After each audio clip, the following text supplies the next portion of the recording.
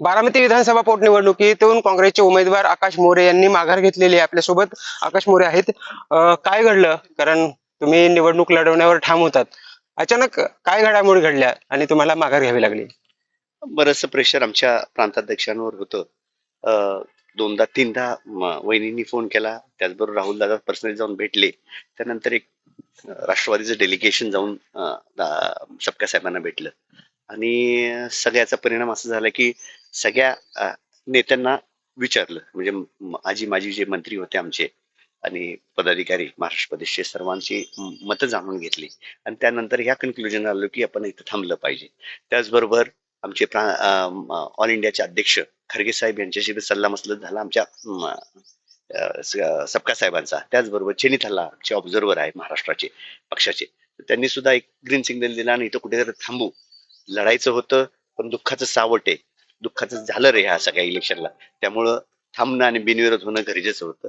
कारण का बरेचसे आपल्याला माहिती आहे की जे काही घडलं ते वाईट घडलेलं आहे आणि त्या कुटुंबाला आपण चांगलं यावेळेस 2029 मध्ये आमचे युद्ध होणार आहे. पण मग ही जी भूमिका आहे ही आधीच घ्यायला पाहिजे होती, कारण निवडणूक जाहीर झाल्यानंतर एक भावनिक वातावरण होतं या भागातलं आणि तुम्हाला देखील, तुम्ही स्थानिक आहात इथले, तुम्ही त्यावेळी प्रदेशाध्यक्षांना का सांगितलं नाही की भावनिक वातावरण आहे? नाही, भावनिक वातावरण असलं तरी बरेचसे प्रश्नाच्या म्हणजे प्रश्न उत्तर होते. कारण का विशेष करून सांगायचं झालं तर राहुल दादा ज्यावेळेस सपकाळ साहेबांशी बोलले तर चौकशी, रोहित दादा ज्यावेळेस सपकाळ साहेबांशी बोलले तर कुठपर्यंत FIR आलंय, काय होणार आहे, काय होणार, सविस्तर चर्चा झाल्यानंतर सपकाळ साहेब म्हणले की मी आता सांगू शकतो की हा जो तपास आहे तो योग्य दिशेने जाऊ शकतो, चाललाय असं म्हणू शकत नाही पण जाऊ शकतो. रोहित दादा त्याचं फॉलोअप ठेवतायत, तर त्या पद्धतीने आम्ही पुढे हे करणार आहोत. पण अगदी काही तासांपूर्वी देखील तुमच्याशी ज्यावेळी संवाद साधला त्यावेळी तुम्ही निवडणूक लढवण्यावर ठाम होता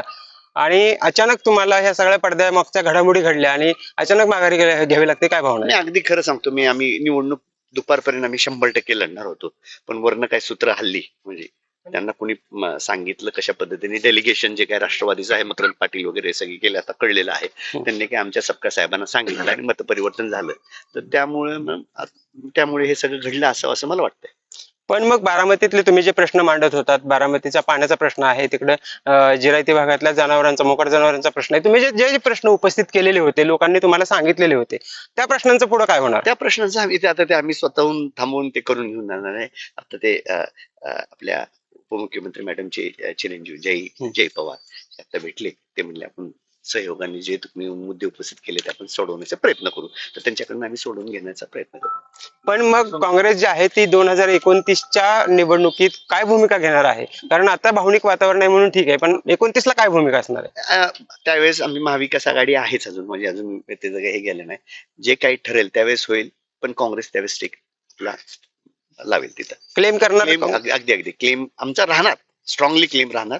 पण त्यावेळेस महाविकास आघाडी जी काही निर्णय देईल, जसं आता आमच्या पक्षाने निर्णय घेतला त्यावेळेस महाविकास आघाडीचा जो निर्णय तो आम्हाला मान्य असेल. आज तुम्ही माघार घेतली, पण मग सुनेत्रा वहिनींच्या प्रचारात किती सक्रिय होणार आहात? कारण तुम्ही आता समर्थन केलं एक प्रकारे म्हणता येईल. आम्ही सुनेत्राताईंना प्रचारात सक्रिय राहणं म्हणजे भाजपला कळत न कळत मदत करणं, तर त्या संदर्भात आम्ही आमच्या वरिष्ठांची चर्चा करून निर्णय घेऊ. खूप खूप धन्यवाद. हे होते आकाशजी मोरे. त्यांनी सांगितलेलं आहे की जरी त्यांनी आज निवडणुकीतून माघार घेतली असली तरी सुनेत्रा वहिनींच्या प्रचारामध्ये सक्रिय व्हायचं का नाही ते ठरवणार आहेत, कारण सुनेत्रा वहिनींच्या प्रचारात सक्रिय होणं म्हणजेच भाजपला कुठेतरी मदत करण्यासारखं आहे. कॅमेरामॅन तेजस मी वसंत मोरे, मुंबई तक, बारामती.